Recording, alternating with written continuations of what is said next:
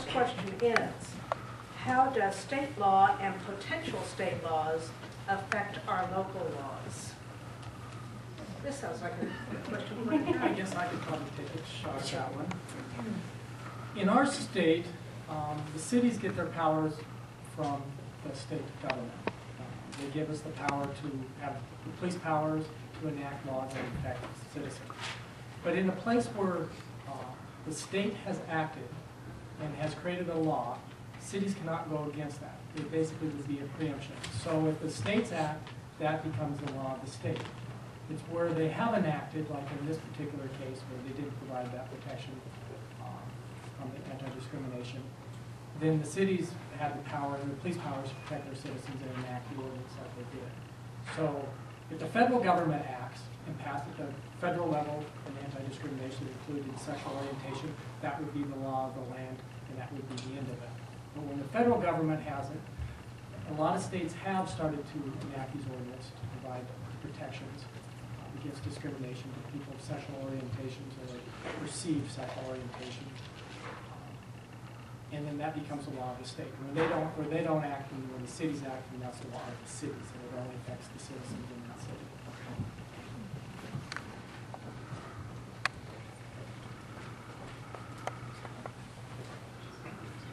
Also, there's more coffee, so it is refilled and fresh. Help yourself.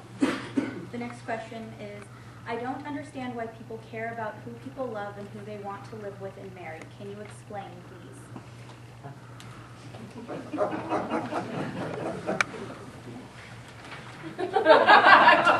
I don't know.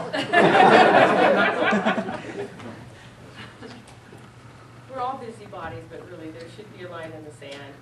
We can gossip about it, but don't discriminate based on it. I mean, goodness knows we all, you know what so-and-so's doing. But really, when you take it to the next level of, well, I don't like what they're doing, so I will discriminate, it's ludicrous.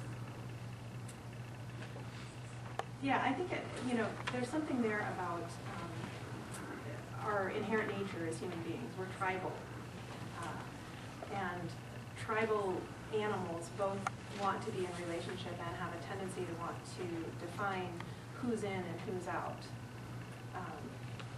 And so it really is no one's business what happens in the privacy of a bedroom between two consenting adults, two consenting adults.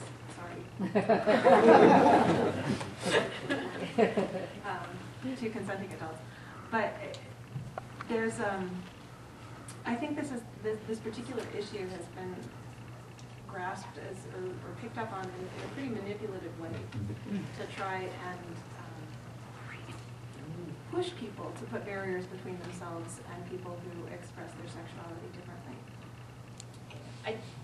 It's very unfortunate in this country that we've seen the erosion of civil liberties and basically the erosion of being civil.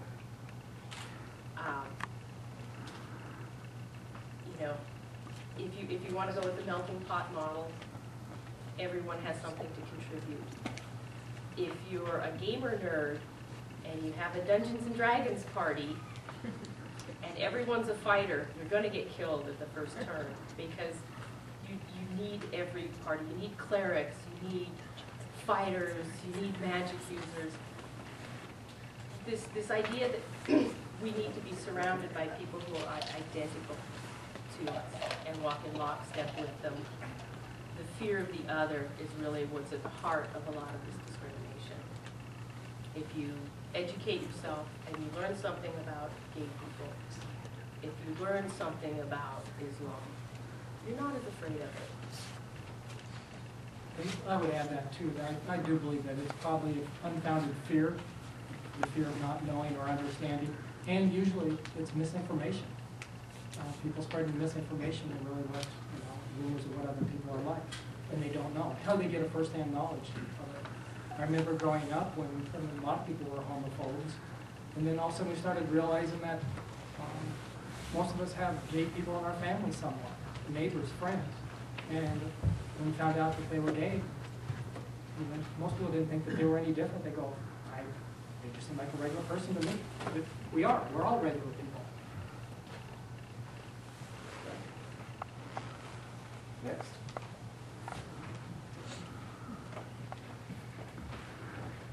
if people have pieces of paper with a question on it that you haven't gotten up to the box, you'll hold them up, we'll come around and pick them up. There are two. Okay.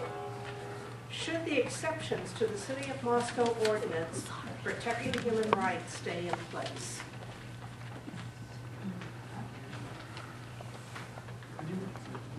Could the exceptions?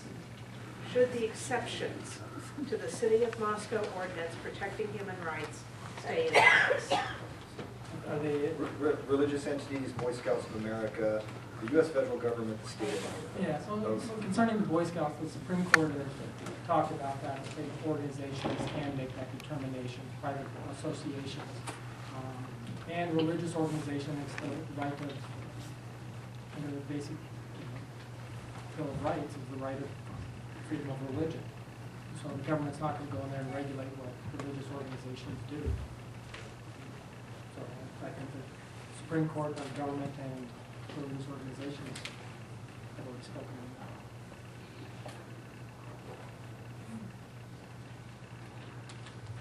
Next.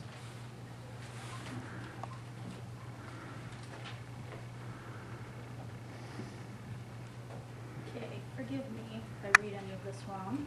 The business about sacraments. Say if a minister didn't want to marry a same-sex couple.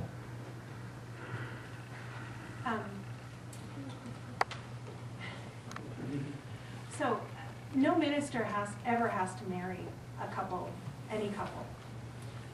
It's a religious sacrament, it's a religious right, and we always have the discretion to say yes or no. And sometimes the decision yes or no is based on the rules of our particular faith community. Sometimes it's based on our personal relationship or lack of relationship. You know, I can tell stories where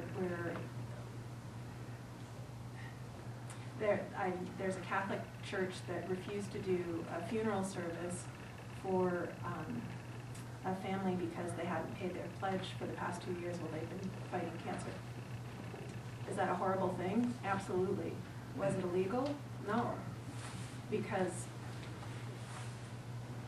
we,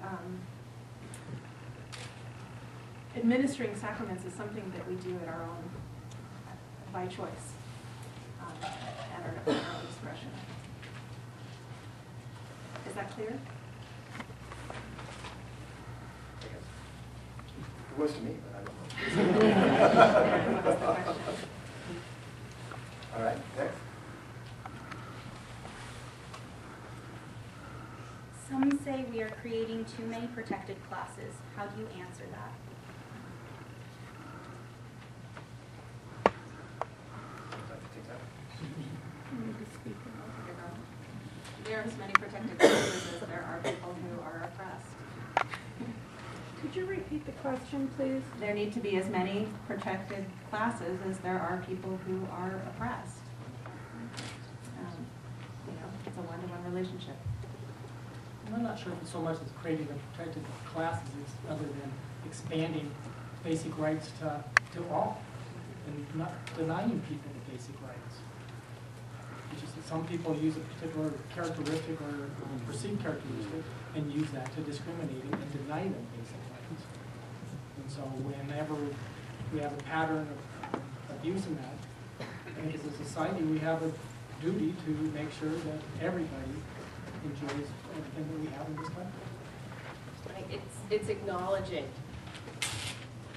that people have been locked out of certain rights or have been excluded from the American dream. I mean, when my parents got divorced in 1976, my mother had no financial history. She had no credit history. She had to build that from ground zero, even though they'd been married for 18 years. My dad walked away with their credit history. My mother was left with nothing. That's how it worked. Is that fair? Absolutely not. Has that been changed by law? Yes. Can I marry my partner of 22 years in Idaho? No. Is that fair? Yes, it's time to change it.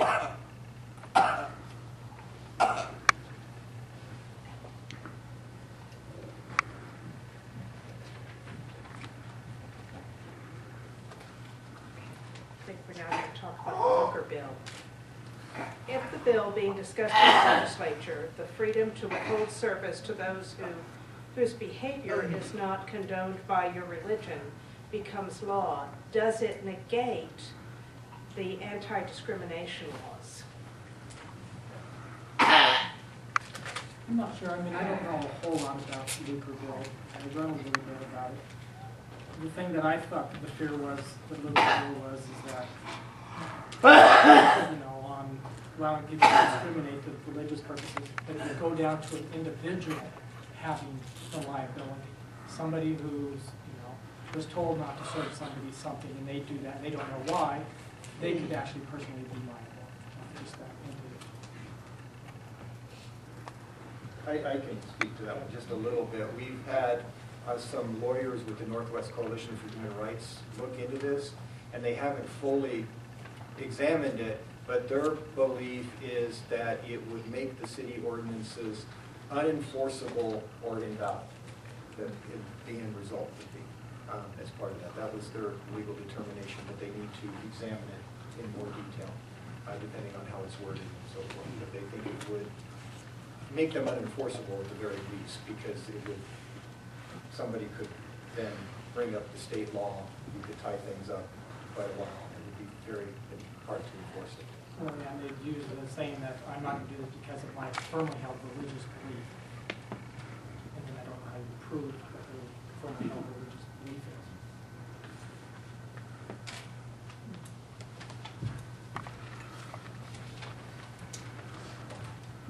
If anyone has any more slips, could you raise those up, please? And there are more slips if anyone has any.